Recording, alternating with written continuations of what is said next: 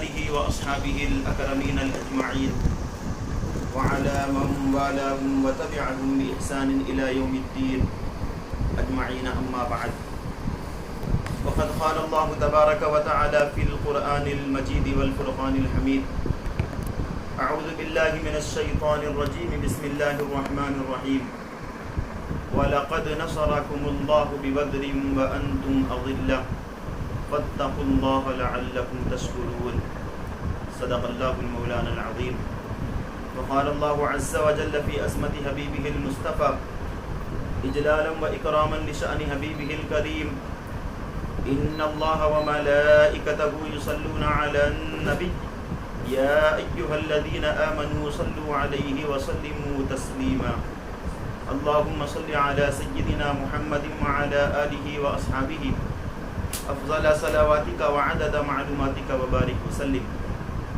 تمام تعریفیں اس رب ذوالجلال کے لیے سزاوار ہیں جس نے اپنی قدرت کاملہ سے اس کائنات عالم کو وجود بخشا، اور درود و سلام نازل ہو اس ہادی اعظم نور مجسم رحمت للعالمین صلی اللہ علیہ وسلم کی ذات مقدسہ پر، جن کے صدقے میں اللہ رب العزت نے اس کائنات عالم کو وجود بخشا، اور جن کے تصدق سے اللہ رب العزت نے ہم اور آپ کا شمار اہل ایمان و اسلام میں فرمایا. معزز ناظرین مکرم و سامعین محترم، اقرا سنی اسلامک فاؤنڈیشن کی جانب سے ماہ رمضان المبارک کی آمد کے ساتھ ہی مختلف علماء کرام کے بیانات مختلف عنوانات کے ذریعے سے آپ حضرات تک فیس بک کے اس لائیو پروگرام کے ذریعے سے پہنچائے جا رہے تھے. سب سے پہلے میں ان اقرا اسلامک فاؤنڈیشن کے جو بھی ذمہ داران خصوصاً نوجوان ہیں ان کو مبارکباد پیش کرتا ہوں کہ آپ حضرات نے اس ایسے ماحول میں کہ انسان کا اپنے گھر سے باہر نکلنا محال ہو گیا ہے، یوں سمجھیے کہ ایک نظر بندی کا عالم ہے، لیکن ایسے ماحول میں بھی دین اور اسلام اور حقوق اسلام لوگوں تک پہنچانے کی کاوش اور کوشش آپ نے کی ہے. اللہ آپ کے اس جذبے کو سلامت رکھے اور آپ کی اس کاوش اور کوشش کو قبول فرمائے. آج چونکہ 17 رمضان المبارک ہے، آج ہی کے دن تقریباً 1450 سال قبل وادی بدر میں کفر اور اسلام کے درمیان میں ایک بہترین معرکہ ہوا تھا، جسے تاریخ اسلام میں غزوہ بدر کے نام سے جانا جاتا ہے. غزوہ بدر کی اہمیت، اس کی افادیت، اس کے مختلف واقعات کے متعلق انشاءاللہ گفتگو کی جائے گی. قرآن کریم کے سورہ آل عمران کی آیت نمبر 123 آپ حضرات کے سامنے تلاوت کرنے کا شرف حاصل کیا گیا ہے. اللہ رب العزت نے غزوہ بدر کے متعلق چیدہ مقامات پر اس کا تذکرہ فرمایا ہے، اور غزوہ بدر یہ اسلام اور اہل اسلام کے لیے ایسی تاریخ ہے، خصوصاً اسلام کی اور سیرت مصطفیٰ صلی اللہ علیہ وسلم کی ایسی تاریخ ہے کہ ہر توحید پر ایمان لانے والے، ہر رسول مکرم صلی اللہ علیہ وسلم کی رسالت کو تسلیم کرنے والے مسلمان پر ضروری ہے کہ وہ اپنے اسلاف کے کارناموں، اپنے اسلاف کے مجاہدانہ کوششوں، اور انہوں نے اپنے تن من دھن کو قربان کر کے اسلام جو ہم تک پہنچایا ہے، یقیناً وہ انہی کا حصہ ہے. اس لیے اللہ رب العزت نے قرآن کریم میں انہیں فرمایا رضی اللہ عنہم ورضوا عنہ، یہ وہ جماعت قدسیہ ہے جس سے اللہ بھی راضی ہے اور وہ بھی اللہ سے راضی ہیں. انہوں نے اعلاء کلمت اللہ کے خاطر اپنی تمام چیزوں کو قربان کر دیا. جب بھی جنگ کا نام اسلام سے جوڑا جاتا ہے، غزوے کا نام اسلام سے جوڑا جاتا ہے، خصوصاً ایک لفظ ہے جو جہاد ہے. میں گفتگو شروع کرنے سے پہلے لفظ جہاد پر کچھ روشنی ڈالنا چاہتا ہوں، کیونکہ بہت سارے مستشرقین اور اسلام مخالف طاقتیں یہ لفظ جہاد کو لے کر اسلام اور مسلمانوں کو بدنام کرنے کی ایسی مذموم کوشش کرتے ہیں کہ نہ صرف غیر بلکہ اسلام کا کلمہ پڑھنے والے بھی جب یہ لفظ جہاد سنتے ہیں تو وہ گھبرا جاتے ہیں لوگوں کے سامنے پیش کرنے سے. اور بہت سارے ہمارے نوجوان بھی ایسے ہیں جو مغالطے کا شکار ہے کہ جہاد کیا چیز ہے، جہاد کسے کہتے ہیں، اسلام کا نظریہ جہاد کیا ہے انہیں معلوم نہیں ہے. آئیے پہلے اس پر گفتگو کرتے ہیں. جہاد کا جو لفظ ہے یہ ہمیشہ مارنے اور قتل کرنے کے معنوں میں استعمال نہیں ہوتا. قرآن کریم میں 2 طرح کے لفظ استعمال کیے گئے ہیں، ایک قتال کا لفظ ہے اور ایک جہاد کا لفظ ہے. جہاد کے معنی ہیں کوشش کرنا. اگر ہم انگریزی میں سمجھے تو اسٹرگل کرنے کا نام جہاد ہے. اب اسٹرگل کئی طریقے سے ہوتی ہے. انسان اپنی بقا کے لیے اسٹرگل کرتا ہے، جسے ہم انگریزی میں یوں کہہ سکتے ہیں اسٹرگل فار ایگزسٹنگ. اپنی بقا کے لیے انسان کوشش کرتا ہے. ایک مزدور صبح میں گھر سے نکلتا ہے کمائی کرنے کے لیے، دن بھر محنت کرتا ہے، کوشش کرتا ہے تاکہ ایک وقت کی روٹی کمائے جس کے ذریعے سے اپنے اور اپنے گھر والوں کا پیٹ بھرے. ایک کاروبار کرنے والا کاروبار کرتا ہے، تجارت کرنے والا، ایک اسکول جانے والا بچہ بھی اپنی زندگی کی آگے کی منزلوں کو طے کرنے کے لیے وہ دن بھر اور اپنی زندگی کے ایام میں کوشش کرتا رہتا ہے. اسی کا نام اسٹرگل ہے اور اسی کو جہاد کہا گیا ہے. ایک دوسرا نظریہ اور ایک جہاد کا یہ ہے کہ جہاد کے ایک معنی یہ ہیں کہ struggle to get their rights. انسان اپنے حقوق کو حاصل کرنے کے لیے کوشش کرتا ہے. جیسے کوئی مظلوم ہے، کسی کا حق مارا جا رہا ہے تو اپنے حقوق حاصل کرنے کے لیے کوشش کرتا ہے. آج کے دور میں بہت سارے ممالک ہیں، سابقہ ایام میں بھی بہت سارے ممالک تھے جو اپنے حقوق حاصل کرنے کے لیے دوسروں سے لڑائیاں کیا کرتے تھے. آپ دیکھتے ہیں کہ مشرق اور مغرب کے بڑے بڑے ممالک انہوں نے بمباریوں کے ذریعے سے کئی ممالک کو تہس نہس کر دیا، کیونکہ اپنی بقا وہ چاہتے ہیں. یہ بھی ایک معنی ہے. لیکن جہاد فی سبیل اللہ ان تمام چیزوں سے اعلیٰ و ارفع ہے. اس کا مقصد کچھ اور ہے، اس کا مدعا کچھ اور ہے. اسی مقصد جہاد کو، اسلام کو بدنام کرنے کے لیے لوگوں نے ایسے استعمال کیا کہ یہ نام ہی بدنامی میں شامل ہو گیا. آئیے قرآن کریم میں جہاد کا بھی لفظ استعمال ہوا ہے اور اللہ رب العزت نے لڑنے کے لیے قتال کا لفظ استعمال کیا ہے. پہلے لفظ جو جہاد ہے اس کے اسلام میں 3 درجے بیان کیے گئے ہیں. پہلا درجہ یہ ہے کہ جہاد خود اپنے آپ سے کرے، اپنے نفس سے کرے. حضور پاک صلی اللہ علیہ وسلم سے صحابہ کرام نے عرض کیا افضل الجہاد کیا ہے یا رسول اللہ؟ اللہ کے حبیب صلی اللہ علیہ وسلم آپ فرمائیے کہ سب میں بہترین جہاد کون سا ہے؟ آپ صلی اللہ علیہ وسلم نے ارشاد فرمایا کہ ان تجاہد لنفسک، کہ تم اپنے نفس سے جہاد کرو. یہ سب میں بڑا جہاد ہے. یعنی اپنے نفس کو برائیوں سے روکنا، اپنے نفس کو خباثتوں سے روکنا، اپنے آپ کو باطل طاقتوں سے روکنا، نفس کو اپنے قابو میں کرنا. قرآن کریم نے جسے کہا ہے کہ یا ایتھا النفس المطمئنہ، اپنے نفس کو نفس ملہمہ سے، نفس لوامہ سے نفس مطمئنہ کی جانب راغب کرنا کہ ایسا نفس بن جائے کہ اللہ رب العزت نے تمہیں قلب سلیم دے کر اس دنیا میں بھیجا ہے. جب تم دنیا سے رخصت ہونے کا وقت آئے تو وہی قلب سلیم لے کر اللہ کی بارگاہ میں حاضر ہو. یہ سب میں بڑا جہاد ہے. اسی کے متعلق آقا دو جہاں صلی اللہ علیہ وسلم نے اشارہ کرتے ہوئے ارشاد فرمایا ایک موقع پر جب ایک غزوے سے صحابہ کرام مدینہ طیبہ میں تشریف لائے تو حضور نے فرمایا رجعنا من الجہاد الاکبر الى الجہاد الاصغر، رجعنا من الجہاد الاصغر الى الجہاد الاکبر، ہم چھوٹے جہاد سے بڑی جہاد کی طرف لوٹ کر آئے ہیں. تو صحابہ کرام نے عرض کیا کہ یا رسول اللہ ابھی تو ہم میدان کارسات سے آئے ہیں، دشمن سے مقابلہ کرنے کے بعد آئے ہیں، پھر اب کون سا معرکہ ہے؟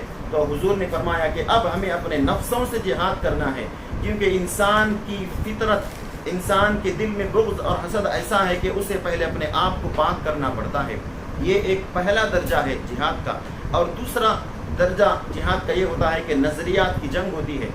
مثال کے طور پر خدا کے متعلق کسی کا نظریہ ہے کہ خدا آسمان ہے، خدا کوئی جانور ہے، خدا کوئی پہاڑ ہے، خدا ایک نہیں ہے 3 ہے. یہ خدا کے متعلق نظریات ہیں دنیا کے. اسلام کا نظریہ یہ ہے کہ خدا ایک ہے جو واحد ہے، جسے ہم اللہ الصمد لم یلد ولم یولد کہتے ہیں. اس نظریے کی بقا کے لیے بھی بہت سارے مطالعے کی ضرورت پڑتی ہے.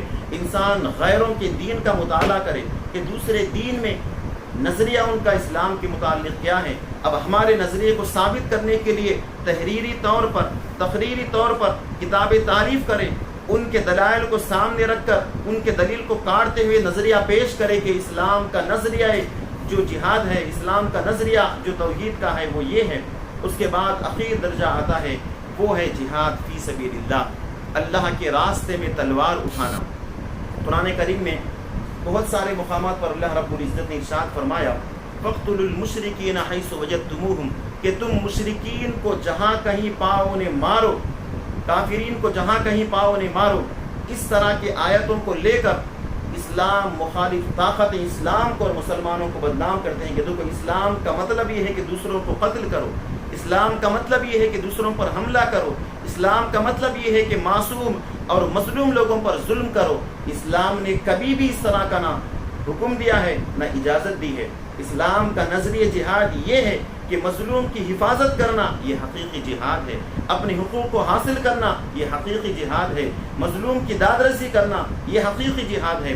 اس کی ایک مثال کے طور پر میں آپ کے سامنے پیش کرنا چاہتا ہوں کہ مثال کے طور پر انسان کے جسم میں کسی مقام پر کینسر کا پھوڑا ہو جائے یا کوئی السر کا پھوڑا ہو جائے تو اسے کیا کیا جاتا ہے؟ اب ایک ڈاکٹر کے پاس جاتے ہیں، اسے پیسے دیتے ہیں، پیسے دے کر اپنے جسم میں جو کینسر یا السر کا پھوڑا ہے اسے نکلوانے کی کوشش کرتے ہیں۔ ایک سرجن سرجری کے ذریعے سے آپ کے جسم کے اس حصے کو کاٹ کر باہر نکال دیتا ہے۔ کیوں اسے کاٹنا ضروری ہے؟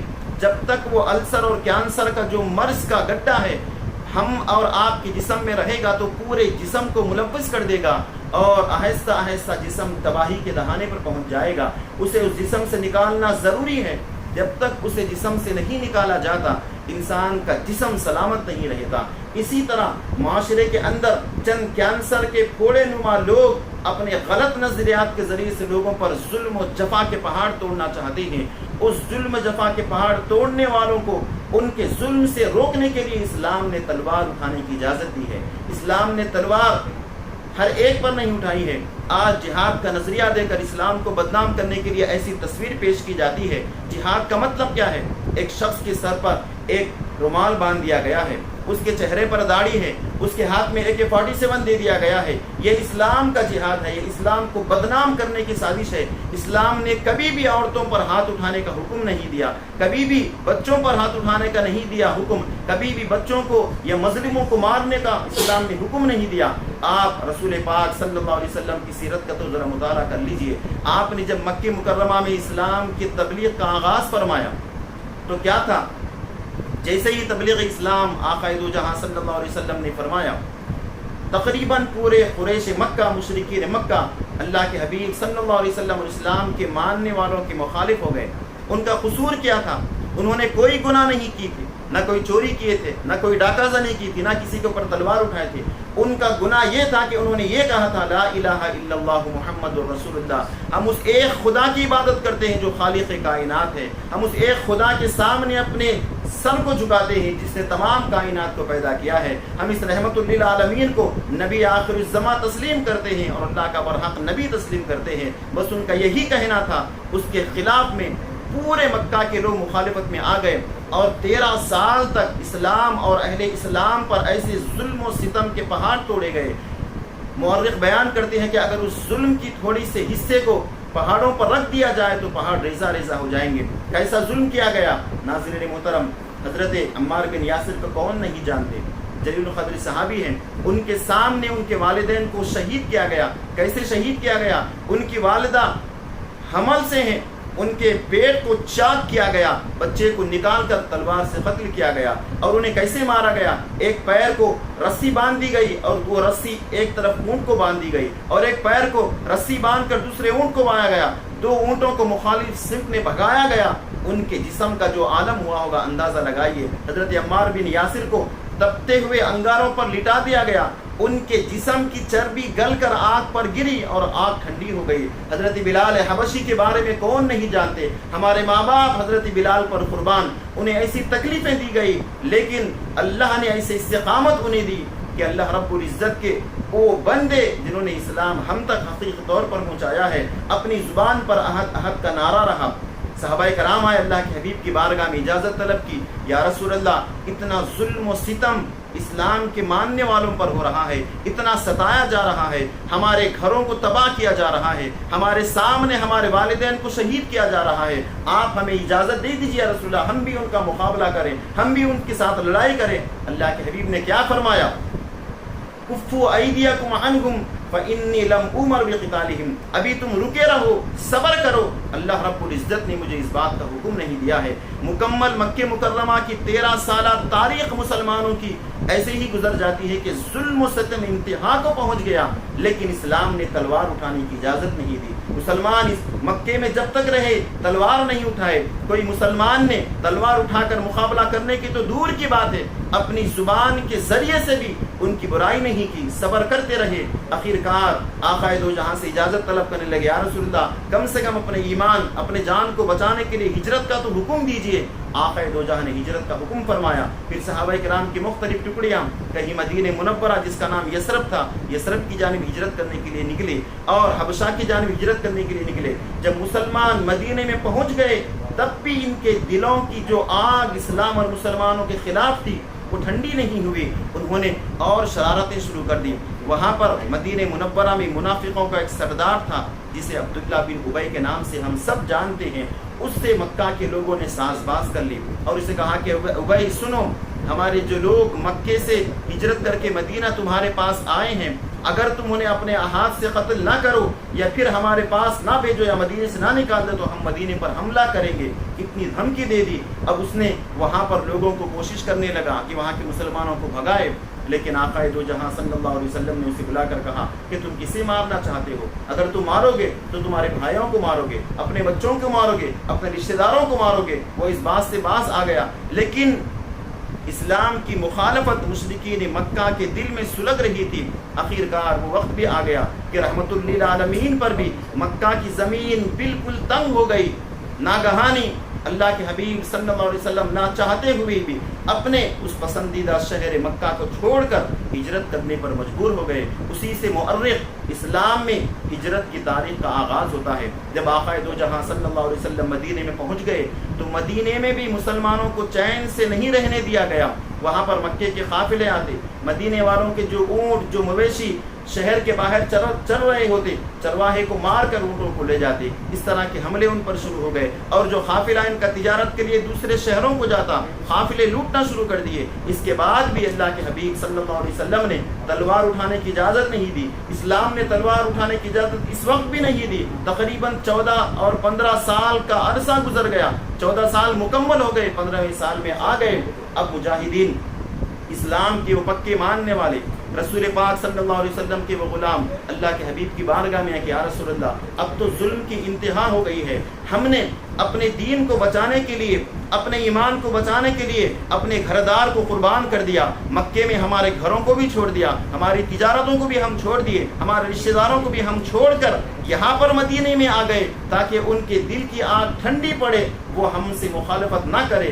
لیکن ان کا عالم یہ ہے کہ وہ ابھی بھی ہمیں ستا رہے ہیں، ابھی بھی وہ ہمارے قتل کرنے کے در پہ ہے، آپ کچھ کیجئے۔ اللہ کے حبیب صلی اللہ علیہ وسلم نے دعا فرمائی، اللہ رب العزت نے حکم جہاد نازل فرمایا، اذن للذین یقاتلون بانہم ظلموا وان اللہ علی نصرہم لقدیر۔ اب انہیں اجازت دی جاتی ہے ان کو جن پر ظلم کیا گیا ہے، ان مظلوموں کو اس بات کی اجازت دی جاتی ہے تلوار اٹھانے کی، ظلم کے خلاف تلوار اٹھانا، اسی کا نام جہاد ہے۔ آج دیکھ لیجئے اسلام کے نظریے جہاد پر جو لوگ اعتراض کرتے ہیں، میں پوری ذمہ داری کے ساتھ یہ بات عرض کر رہا ہوں کہ رسول پاک صلی اللہ علیہ وسلم کی حیات طیبہ میں تقریباً مختلف روایتوں کے مطابق 19 یا زیادہ سے زیادہ 27 غزوات ہوئے ہیں اور چند سرائے ہوئے ہیں۔ سریہ اور غزیہ میں فرق محسوس ذرا سے سن لیجیے، اس کے بعد آگے بڑھیں گے۔ غزوہ اس مقدس جنگ کو کہتے ہیں جس میں رسول پاک صلی اللہ علیہ وسلم نے بنفس نفیس شرکت فرمائی ہو، اسے غزوہ کہتے ہیں۔ اور سریہ جسے اللہ کے حبیب صلی اللہ علیہ وسلم نے روانہ فرمایا، آپ نفس نفیس میں شرکت نہیں فرمائیں، اسے سریہ کہتے ہیں۔ اور پوری اسلامی تاریخ میں غزوات اور سریہ کی پوری تاریخ میں ملا لے بڑی مشکل سے 60 یا 65 کے آس پاس غزوہ اور سرائے ہوتے ہیں، اور اس میں مرنے کی تعداد کو بھی آپ دیکھ لیں، دنگ رہ جائیں گے۔ غزوات کی تعداد تو آخر زیادہ سے زیادہ 27 ہے، لیکن جس میں جنگ ہوئی وہ 9 ہے یا 19 ہے۔ اس جنگ میں کتنے لوگ مارے گئے اگر آپ دیکھیں تو حیران ہو جائیں گے۔ پوری تاریخ غزوات پر نظر کریں تو ان غزوات میں مرنے والوں کی تعداد مجموعی طور پر فریقین کی، وہ مسلم ہوں یا مخالف اسلام ہوں، ان کی پوری تعداد 1175، بہت سے بہت 1200 سے زیادہ نہیں ہے۔ آپ قربان جائیے آقائے دو جہاں کے رحمت اللہ علیہ کے پیغام پر۔ اب ذرا دنیا کی ترقی یافتہ ممالک کی جانب ہم آتے ہیں۔ دنیا کے ترقی یافتہ ممالک میں جب جنگ ہوتی ہے تو انسانوں کے لاشوں کے انبار کیسے لگ جاتے ہیں۔ صرف دوسری جنگ عظیم سیکنڈ ورلڈ وار کی طرف میں آپ کا اشارہ کرتا ہوں۔ مؤرخین نے مجموعی تعداد بتائی کہ جاپان کے شہروں پر جب امریکہ نے ہیروشیما ناگاساکی پر بمباری کی، اور برطانیہ امریکہ اور دوسرے جنگ عظیم جو ہوئی، اس میں مرنے والوں کی تعداد قریباً 2 کروڑ تھی۔ 2 کروڑ سے زیادہ لوگ اس جنگ میں مارے گئے۔ اس کے مقابلے میں اسلام کے نظریے جنگ کو آپ بدنام کرتے ہیں، اسلام کے نظریے جہاد کو بدنام کرتے ہیں۔ اسلام نے کبھی بھی مظلوموں پر تلوار نہیں اٹھائی ہے۔ اللہ کے حبیب صلی اللہ علیہ وسلم مجاہدین کے لشکر کو جب بھی روانہ پڑتے انہیں تاکید فرماتے کہ سنو، خبردار کسی شیخ کسی بوڑھے پر تلوار نہ اٹھانا، کسی عورت پر ہاتھ نہیں اٹھانا، کسی بچے کو نہیں مارنا، اور جس شہر میں تم داخل ہو اس شہر کی کھیتیاں اور وہاں کے درختوں کو نہیں اجاڑنا، وہاں کے گرجا گھروں کو، عبادت خانوں کو نہیں توڑنا، اور عبادت کرنے والے وہاں پر جو ہیں بڑے بڑے، چاہے وہ پادری ہوں، چاہے وہ مندر کے پجاری ہوں، ان پر حملہ نہ کرنا، اور تم سے جو مقابلہ کرنے کے لیے آئے ان سے تم مقابلہ کرنا۔ اتنی باتیں ہوئی۔ اب اللہ رب العزت نے اہل ایمان کو اجازت دے دی۔ اب اجازت بھی کیسی مشروط تھی دیکھیے۔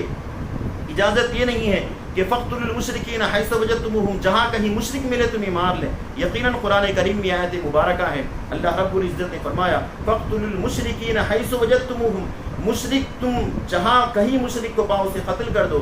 اس کے معنی کو بھی غلط طور پر پیش کیا گیا ہے، اس کا پس منظر کچھ اور ہے۔ پس منظر کو جانے بغیر یہ بتا دینا کہ ہر جگہ کے مشرکین کو مارو، ایسا نہیں ہے۔ میں آپ کو مثال دیتا ہوں۔ مثال کے طور پر ہندوستان ہمارا ملک ہے اور ہمارا دشمن پڑوسی ملک پاکستان ہے۔ جب ہندوستان کی فوج اور پاکستان کی فوج آمنے سامنے ہو جائے، وہاں پر بھی ایک ملک پاکستان کی فوج ہے اور ادھر ہندوستان کی فوج ہے، اگر ہندوستان کے فوج کے جنرل نے اپنے فوجیوں کو حکم دیا کہ مارو پاکستانیوں کو، اب یہ منظر کو آپ نظر رکھتے ہوئے سوچئے کہ اس کا مطلب کیا ہے۔ ہمارے جنرل کا حکم یہ ہے، وہ یہ کہنا چاہتا ہے کہ تمہارے مقابلے میں پاکستان کی جو فوج آئی ہے انہیں مارو۔ اس کے کہنے کا مطلب قطعی یہ نہیں ہے کہ پورے پاکستانیوں پر حملہ کرو، پاکستان پر مارو۔ اسی طرح اللہ رب العزت نے جو مشرکین کو مارنے کا حکم دیا ہے، میدان کارساز میں جو مشرکین تمہارے مقابلے میں آئے ہیں، جو تم سے لڑنے کے لیے آئے ہیں، اب ان سے کہہ رہا ہے کہ اب تمہیں اجازت دی گئی ہے، جو تم پر تلوار اٹھاتا ہے تم اس کی تلوار کو روکو، جو تمہیں مارنے کے لیے آ گیا ہے اسے مارو، اگر بھاگ کر بچ رہا ہے تو اسے جھاڑ کے بازو سے نکال کر اس پر حملہ کرو۔ یہ مطلب ہے اس کا۔ یہ مطلب ہرگز نہیں ہے کہ جہاں کہیں مسلمان مشرک کو پائے قتل کرے۔ اگر ایسا حکم مانا جائے تو پھر ہر کوئی جہاد کا نام لے کر نکل جاتا ہے۔ اب جہاد کے نام پر بہت ساری تنظیمیں بھی آ گئی ہیں، انہوں نے جہاد کا نام دے کر لوگوں کو مارنا اور قتل و غارت گیری کرنا شروع کیا ہے۔ کوئی اپنے جسم پہ بم بند کر آپس میں لوگوں میں کود جاتا ہے۔ یہ قطعی جہاد نہیں ہے، جہاد نہیں ہے۔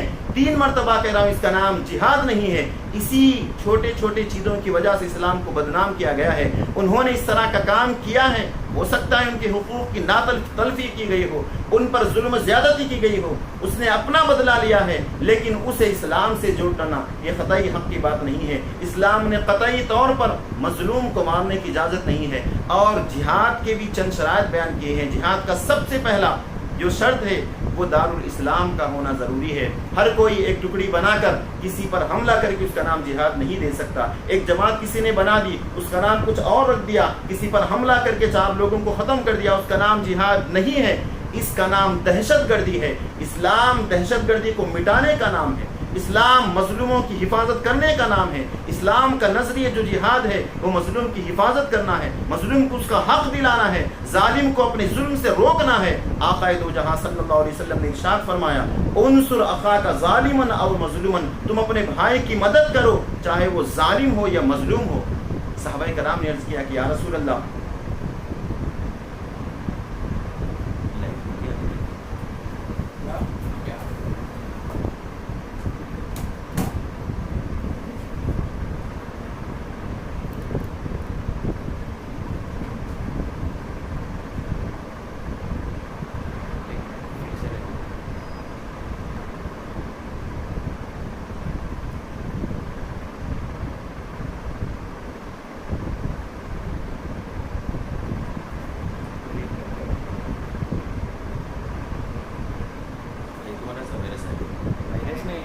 کبھی کبھی ہوتا ہوگا کہ لمٹ ہو رہی ہے پانی تو